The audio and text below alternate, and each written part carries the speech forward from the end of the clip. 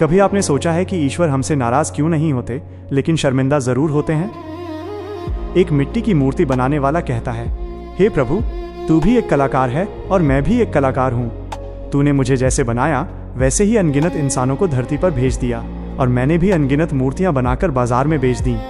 लेकिन फर्क सिर्फ इतना है कि तेरी बनाई हुई मूर्तियां आपस में लड़ती हैं और मेरी बनाई हुई मूर्तियों के सामने लोग सिर झुकाते हैं। यही है आज की दुनिया का सबसे कड़वा सच।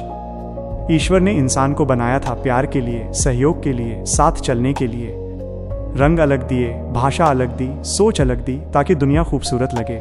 लेकिन इंसान ने क्या किया?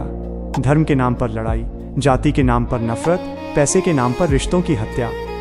हम सब ईश्वर की बनाई हुई एक ही मिट्टी की मूर्तियां हैं, फिर भी हम ही एक दूसरे को तोड़ने लगे। सोचो जरा, एक मंदिर में रखी मूर्ति कभी किसी से लड़ती नहीं, कभी किसी को नीचा नहीं दिखाती, कभी किसी को छोटा नहीं समझती।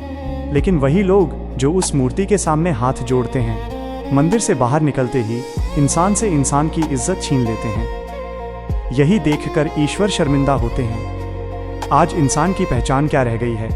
ताकत, पैसा, पद, अहंकार। अगर ये है तो इंसान सही, अगर नहीं तो बेकार। आज अच्छाई को कमजोरी समझा जाता है, सच्चाई को मूर्खता और खामोशी को डर। इसीलिए अच्छा इंसान सबसे ज्यादा टूटता है। ईश्वर ने इंसान को सोचने की शक्ति दी, फैसला लेने की आजादी दी, लेकिन इंसान ने उसी आजादी से दूसरों को कुचलना सीख लिया।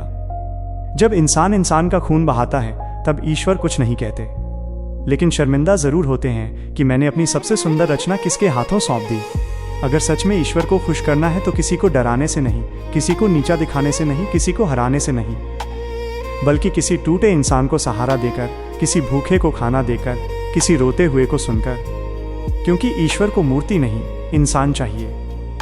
याद रखना, मूर्ति पत्थर की हो या मिट्टी की, वो बोल नहीं सकती, लेकिन इंसान बोल सकता है, सोच सकता है और बदल सकता है। अगर आज हम नहीं बदले तो आने वाली पीढ़ी हमसे सवाल जरूर करेगी। अगर ये बात दिल को लगी हो तो इसे सिर्फ सुनो मत, अपने जीवन में उतारो। और अगर सच में ऐसी कड़वी लेकिन सच्ची बातें सुनना चाहते हो तो जेज जिंदगी को सब्सक्राइब जरूर करना।